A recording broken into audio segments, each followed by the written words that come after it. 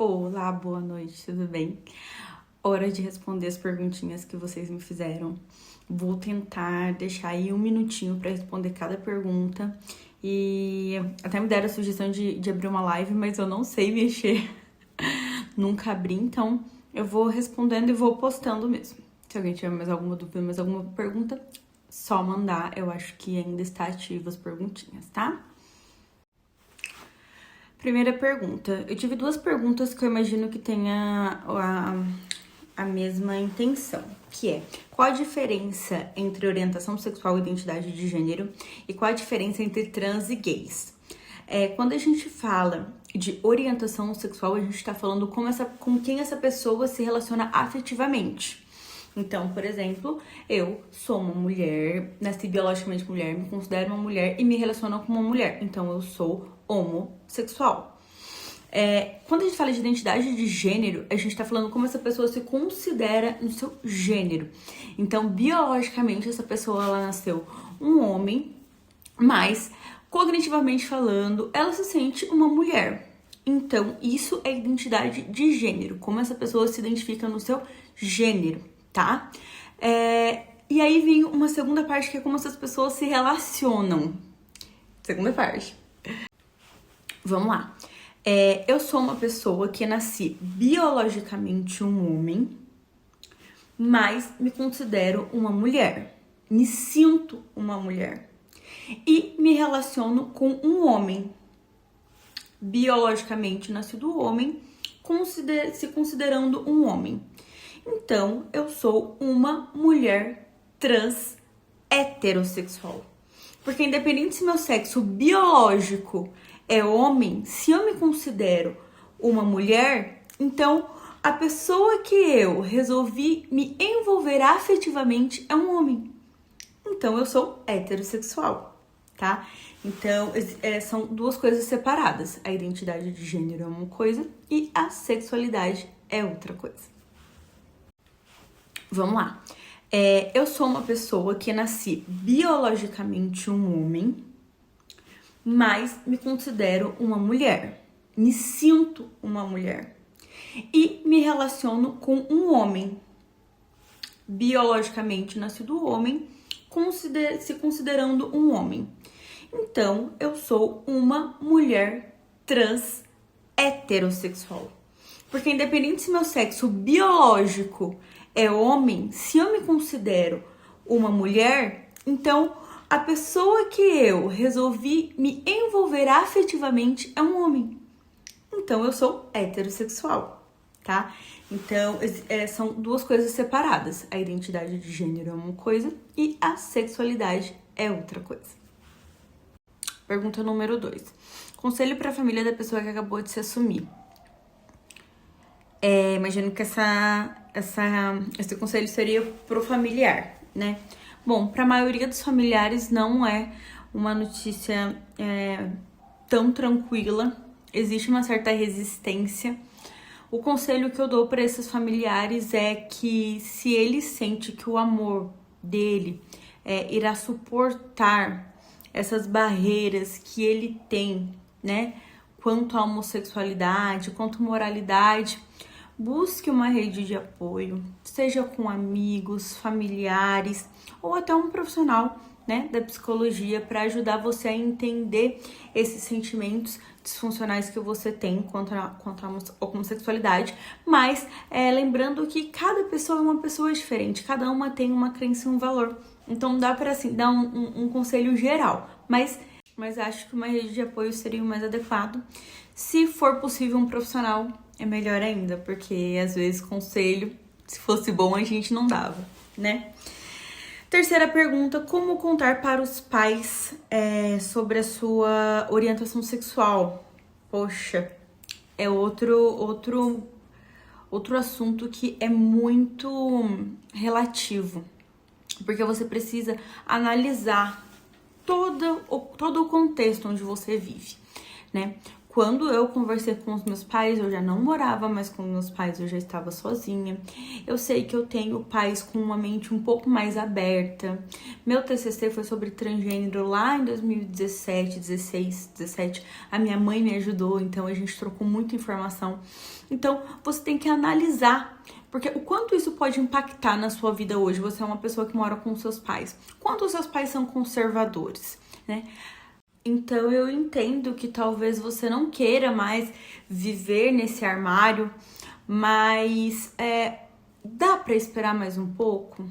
O quanto isso vai impactar na relação de vocês? O quanto os seus pais precisam entender um pouco mais sobre esse assunto, porque para alguns é mais palpável, para algumas pessoas está muito mais distante. Então é importante que a gente também tenha um pouquinho dessa empatia, né? Vamos trabalhar essas ações assertivas de como ir trabalhando ali o ambiente para que a gente consiga realmente assumir a sua sexualidade de uma maneira que seja leve para os dois lados, até porque eu acho que a intenção não é acabar com a relação com a sua família, pelo contrário, né, é que ele te aceite da forma que você é. Então, é melhor ir, às vezes, um pouquinho mais tranquilo, tentando entender o terreno para poder agir. Vocês pretendem ter filhos? Adoro seus vídeos, obrigada. Bom,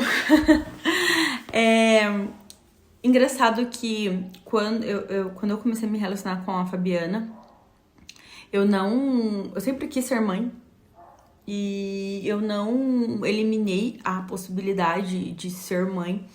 Muitas pessoas pensam que 2 homens ou 2 mulheres não podem ter filhos, né? Enfim. E a gente fez recentemente um procedimento de fertilização in vitro. Posso falar disso mais profundamente em outro contexto, mas não deu certo. É um procedimento um pouco caro, um pouco invasivo. Então, por enquanto, a gente não vai fazer novamente. Está meio que um sonho em stand-by, mas o nosso sonho continua aí. Quem sabe nos próximos anos a gente consiga ser mães. Sua sexualidade já te prejudicou profissionalmente ou sofreu preconceito? Eu sei que isso é a realidade de muitas pessoas. Muitas pessoas têm que se esconder no trabalho, né, sobre a tua orientação sexual, mas não foi o nosso caso. A gente trabalha numa empresa, num grupo em que os proprietários e diretores são os mesmos, então a gente tem o mesmo patrão. E a gente teve muito cuidado quando a gente foi se relacionar, que a gente começou a sair em público, mesmo como amigas, em chegar na nossa diretoria e falar, olha, nós estamos nos relacionando, porque a gente se preocupou muito em chegar como fofoca para o nosso patrão. E o acolhimento foi muito positivo. Ele chamou nós duas, ele sentou e ele disse assim, olha, nós não temos nada a ver com a vida pessoal de vocês. A gente quer que vocês sejam muito felizes, a gente tem muito carinho por vocês. Só peço para que isso não interfira no trabalho de vocês. Continue fazendo o que vocês estão fazendo, desde que não atrapalhe aqui dentro da empresa, até porque tem vários processos que a gente tem que trabalhar juntas. Pra gente, o que você faz lá fora, tá tudo bem. E assim foi, então a gente já tá há quase mais ou menos 2 anos e meio na mesma empresa e a gente nunca levou briga pessoal, tô sem se falar, pra empresa ou brigas da empresa pra casa. A gente sempre conseguiu dividir muito bem isso, não tem fofoquinha, então graças a Deus a gente conseguiu conciliar muito bem isso. Eu sei que às vezes não é a realidade de muitos, mas nesse quesito a gente teve sorte. Qual foi seu maior medo quando se descobriu? Bom, quando eu me descobri, sou intensa, então assim, eu não tive tantos medos por mim, mas quando eu tive que dar o passo de contar pra minha família e assumir socialmente falando, eu fiquei com muito medo quanto isso ia respingar na minha família e nos meus amigos. Por quê? Porque era uma escolha minha me assumir para toda a sociedade. E isso não respinga só em mim, isso respinga em todo mundo que está à minha volta. E a gente tem que ter consciência disso, porque é uma situação que a gente está. E as pessoas não vêm falar pra gente, aconteceu isso e isso, sua filha tá fazendo, você está fazendo isso, vai perguntar pra sua mãe, pro seu pai, pros seus amigos. Então, eles acabam caindo de gaiato na nossa história. E como minha mãe tem um salão de beleza, então eu fiquei com medo o quanto isso iria impactar nela, o tanto que ela ia ter que ficar contando algo que talvez ela ainda não estivesse preparada. Meu pai, meus familiares do Paraná, porque eu sou de lá, uma cidade muito pequena, então eu fiquei com muito medo o que as pessoas poderiam falar para os meus familiares, e eles tinham que ouvir. Então, acho que o meu maior medo foi essa exposição, esse respingo dos meus amigos e dos meus familiares. Casal incrível de duas lindas, obrigada. Beijo. Em que momento da sua vida você percebeu que iria sair do armário? E em que momento eu percebi que não era hétero? Então, teve essas duas perguntas de pessoas diferentes, imagino que o mesmo contexto. Bom, vamos lá. Sempre me relacionei com meninos. Então, uma curiosidade, né? Não tinha me relacionado com meninas. Mas, talvez eu sempre achei que não gostasse 100% de meninos. Vamos dizer assim. E eu não me dei conta que eu havia me apaixonado pela Fabiana. E uma amiga minha virou e falou: olha, acho que você tá gostando dessa menina, porque você só fala dela. E foi uma chave, assim, que virou pra mim. Então, foi nesse momento que talvez eu percebi que algo poderia ser despertado em mim. Eu tinha acabado de sair de uma separação, de um divórcio. E meio que a vida nos cruzou ali nesse momento. Então, acho que foi ali que eu percebi de fato que talvez eu não gostasse só de meninos. Como foi contar pra família de vocês? Bom, pra família da Fabiana foi muito tranquilo. Eles são bem na deles, bem discretos. Então, se falar alguma coisa entre eles, não chegou até a gente. Então, não houve essa dificuldade, né? Com a minha família foi um pouco mais difícil pelo fato de eu nunca ter me relacionado com meninos. Então, eu com 4 meses que eu tinha me relacionado com a Fabiana, eu já joguei a bomba em todo mundo. E aí, eu contei pra minha mãe via WhatsApp, coitada. E eu falei: mãe, não conta pra ninguém. E contei pra ela. Ela ficou em choque, ela já desconfiava, mas ela ficou com medo desse ok. Mas eu contei pra ela e vim pra casa, por WhatsApp. Sou quase vizinha da minha mãe. Cheguei na minha casa, meu pai veio. Sua mãe já me contou. Falei: meu Deus do céu, olha a bomba estourando aí. E aí o discurso do meu pai foi lindo. Lindo, lindo, lindo, assim. Eu tive muita sorte, muita sorte. Até me emociono, porque foi um dia, assim, que eu não esperava. Ele foi muito receptivo, né? E ele falava assim: mas por que você não contou antes? E eu falei: mas eu tinha medo, né? Do que as pessoas iam falar pra vocês, né? E ele falou: mas eu não vivo a sua vida. Você vive a sua vida, você mora sozinha, você é independente, você não precisa ter medo. Então, assim, nossa. Aí ele falou: mas se vier me perguntar se eu tenho vergonha de você, eu não tenho vergonha de você. Você é meu orgulho. Então, foi esse um discurso lindo, lindo, lindo. Eu sempre me emociono quando eu conto isso. A minha mãe, ela teve um pouco mais de dificuldade. E talvez ela se culpasse, falou: nossa, mas eu nunca percebi. Eu falava: mãe, tranquilo, eu também nunca tinha percebido a esse ponto. E ela foi procurar essa rede de apoio pra ela conseguir entender como que ela tava se sentindo também, né? Sabia que ia dar ruim aqui. Como ela tava se sentindo também. Então, a minha mãe, ela demorou alguns meses, assim, pra Ela nunca falou mal da Fabiana. Ela nunca me rejeitou em casa, nada. Ela só estava tentando entender os sentimentos dela. Foi também muito, muito legal. Porque ela já tinha muitas informações. Ela ficou reclusa. Ela remoeu, ela tratou aquilo que estava dentro dela. E ela floresceu, assim, também. Foi um dia...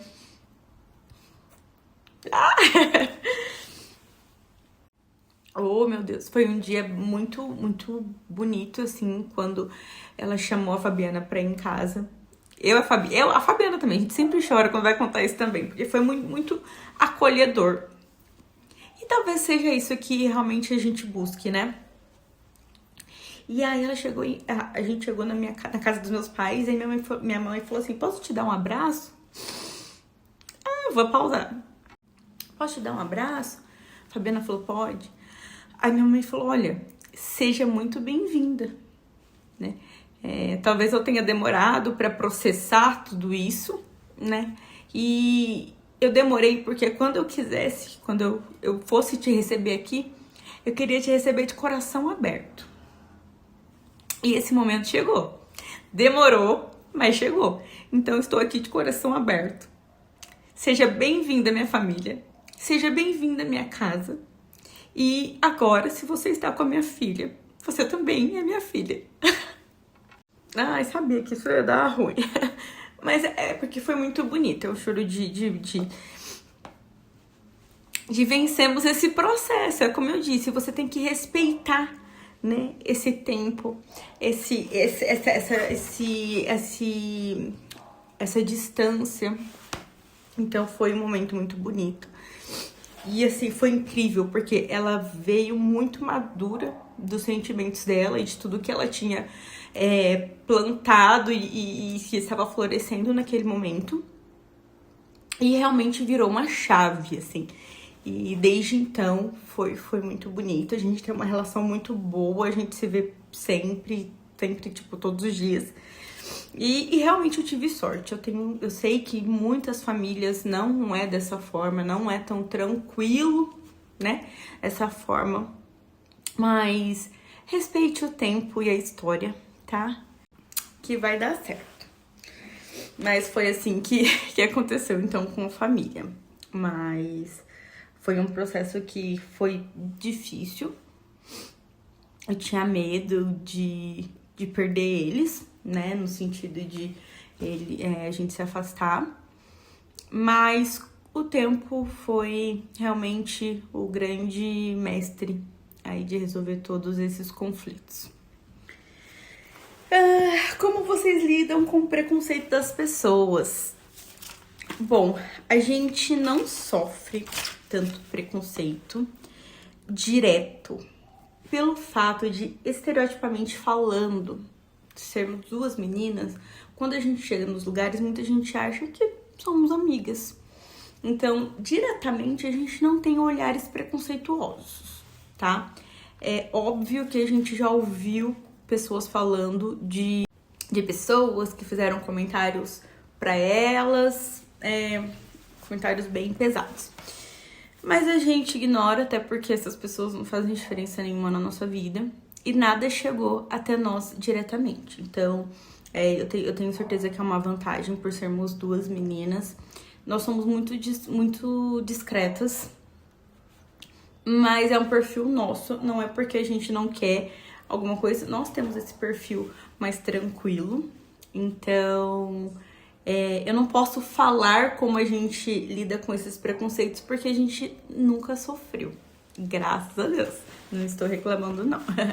E para aproveitar, admiro muito vocês. E vocês duas formam um casal lindo. Obrigada, um beijo. Saudade. Você se casou... Ah, essa é polêmica.